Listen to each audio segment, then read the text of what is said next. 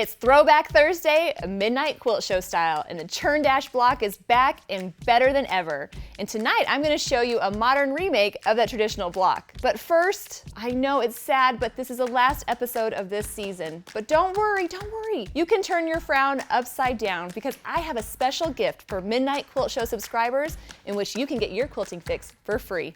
Let's get to it.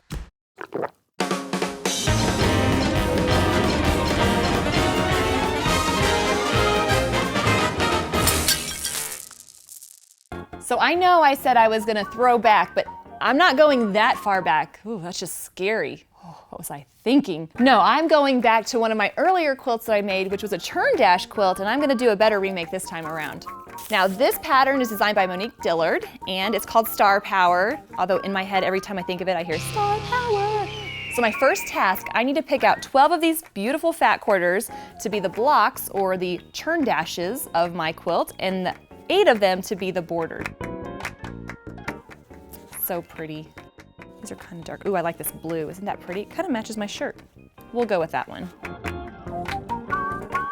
So this quilt that I'm recreating is one that I made for my brother-in-law as a Christmas gift, gosh, 15 years ago, and it has some vintage Angela quilting on it. I can't wait for you to see how horribly atrocious it is. Okay, I think we're good to go. I'm gonna get started and get cutting these out. So I'm gonna take my fat quarters for the star blocks and I'm gonna stack them up a little bit so I can dice them and slice them and pretty much get them into the size I need them to be. Kind of careful about stacking those. This just helps me be a little bit more efficient.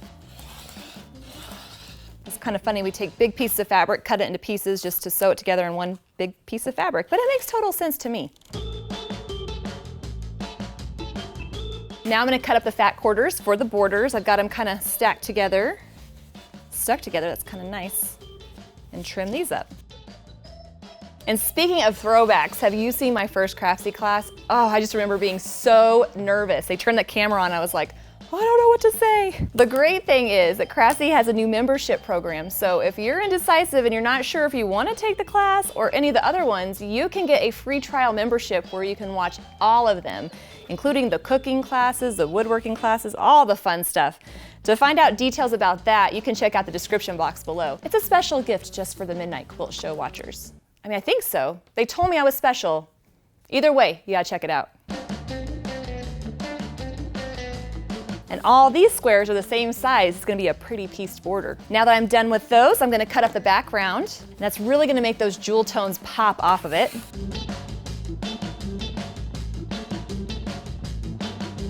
Each block uses 2 colors of fabric in some of the backgrounds. So I need 2 background squares, 2 matching squares of the fabric.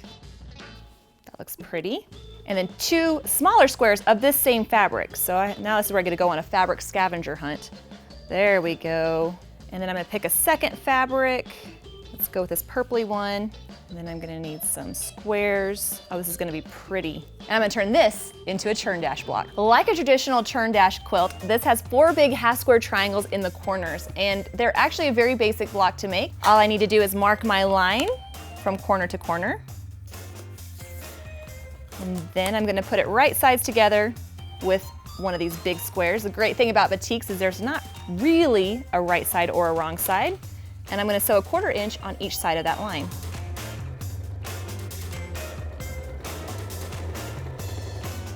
Halfway there, I'm gonna do the same with the other block.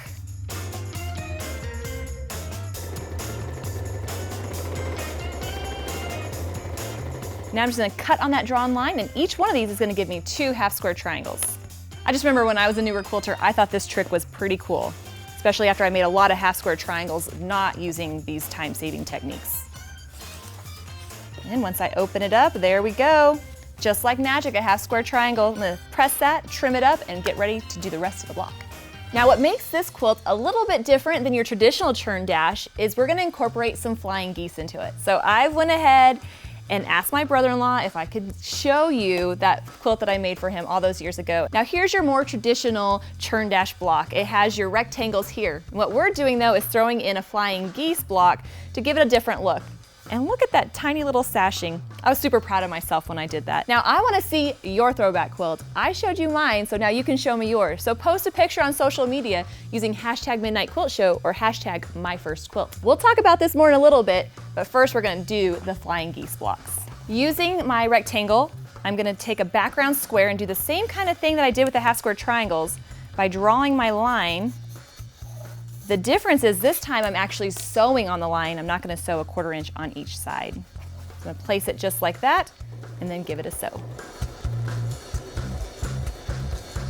A quick trim, I'm gonna press that over and do the same on the other side. And if you're super adventurous, you can do this without marking, but I'm gonna go ahead and at least mark out this one. That way I can have one good flying goose square. I'm gonna come over, and when I fold that back, you're gonna see there's a little bit, should be right about a 1/4 inch space of background fabric. That's perfect. When I sew it together, that's gonna go in the seam allowance and hopefully give me a nice, perfect point. Now I just have to do that 3 more times using the same fabrics.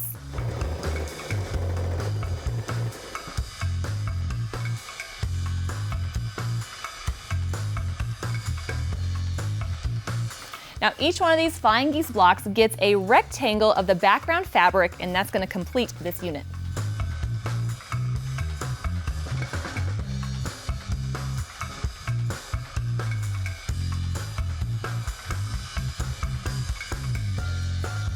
Boom! Now let's do the 4 patch that goes in the center of that block, and we can finally put it together.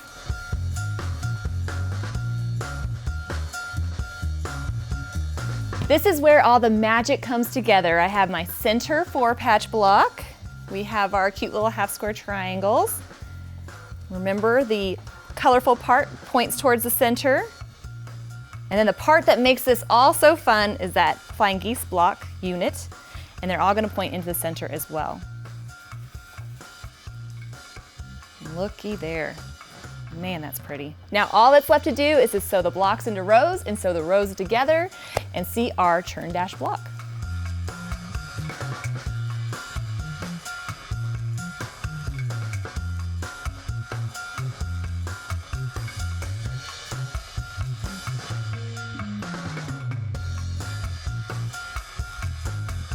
One last press to make sure everything's nice and in place, and I think that looks fantastic. Now I'm just gonna make some more of these blocks and put it together. Before I can lay out my blocks though, I need to piece the border. But it's not as hard as it sounds. I'm just taking all these squares and making a really simple border.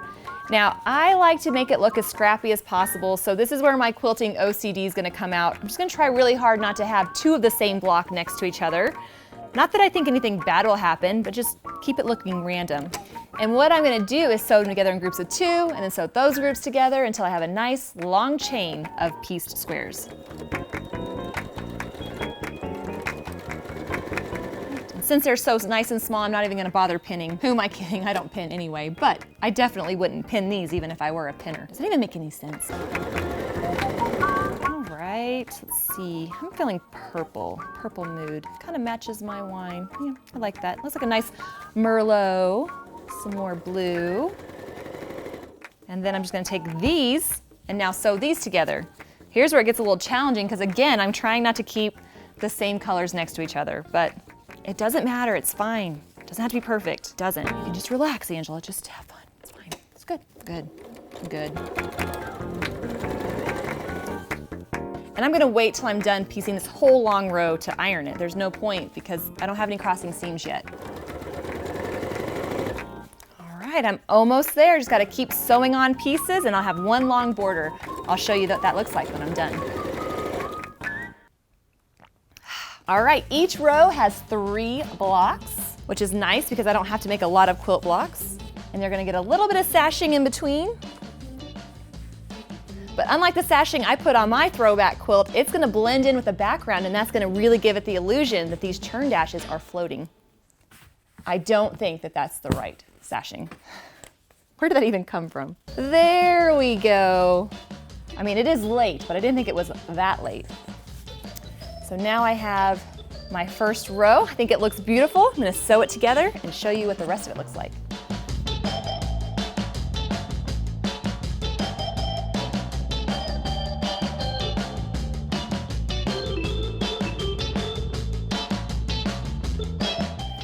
The second row is also finished, but in between them gets another row of sashing with some fun little pops of color, like this. It's gonna really pull it together, and I'm loving how that's looking.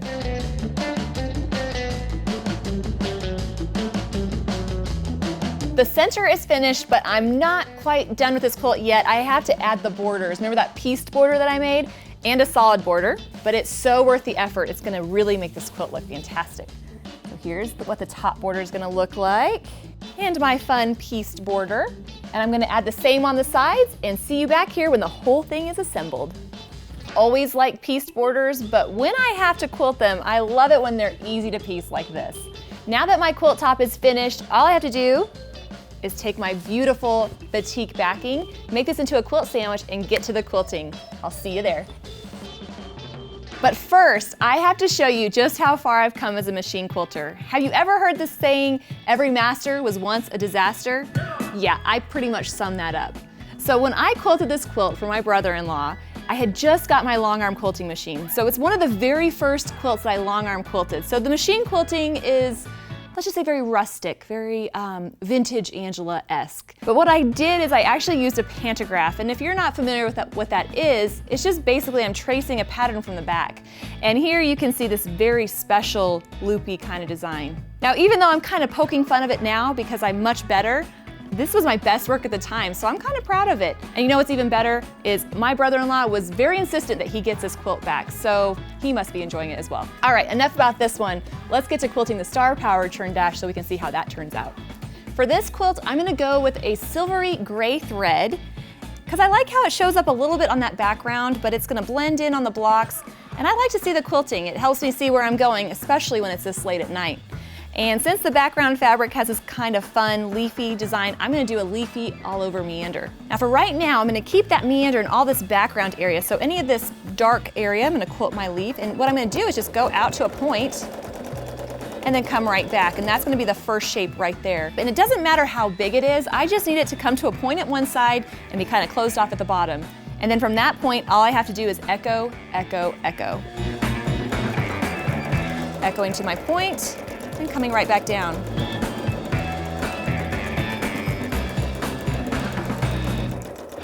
And then once I decide that's enough of that one, I'm gonna do that same shape again, just pointing in a different direction. So maybe this one faces down more. And then echo that as well.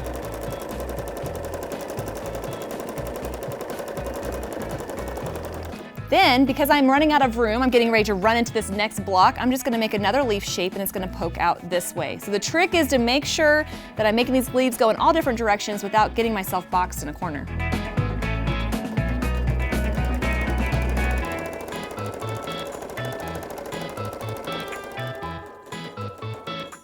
Now the trick to this quilting design and any other quilting design is to make sure you use echoing to move around. So from here, I'm gonna echo around my leaf so that I can get over to this area and start working my way back over here. Now one thing I wanna point out is most often I'm coming back to where that leaf started, but sometimes there's not room to add my next one. So I might add half of an echo where I come out to my point and then from there branch off with another leaf.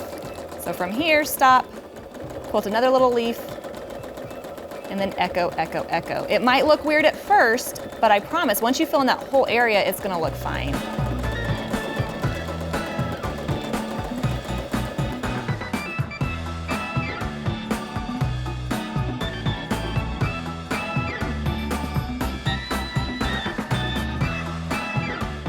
There's the first little section filled in, and what I've done, just to show you a little bit closer, is I've quilted my leaf shape and then used echoing to fill around it to make it bigger. Now what I love about echoing is you already have that shape, I'm just going around it, so it lets my brain kind of turn off for a second. But then when I'm ready to add my next one, I'm just gonna branch out by quilting my next little leaf and then echoing around it. Now, if you're trying this design at home, let me tell you, the secret to success is keeping that spacing all consistent, because then you won't have any holes in your quilting. So I'm gonna keep quilting this leafy meander over the whole quilt, and this is actually what I call turn and early quilting that's nice and quick. But I have put together some quilting diagrams, one that shows you how to do this leafy meander, and another one, an up all night version, which shows you how you can custom quilt these blocks. And you can get those by looking in the description box below, and hey, since you're down there, you might as well go ahead and subscribe so you don't miss any videos. Well, I'm gonna go ahead and get this finished. You know, if I'm cozy in my chair, that means this quilt is finished, and this Star Power Throwback Churn Dash quilt is a success. It's fun to look back and see how far my quilting has progressed and to kind of reminisce over all these beautiful fabrics. Well, thanks for joining me in my quilting room for another episode of the Midnight Quilt Show, and it will be a few more weeks until my next episode, but you can check out all my classes and other classes with the Craftsy membership program and the free trial, which you can find in the descriptions below, and you can subscribe while you're down there as well. Come on, you know you want to. All the cool kids are doing it. And I really, really want to see your first quilt, so be sure to share those on social media so we can see how far we've all come as quilters. Well, speaking of throwbacks, I found an old throwback mixtape, so I'm gonna listen to that. We'll see you soon.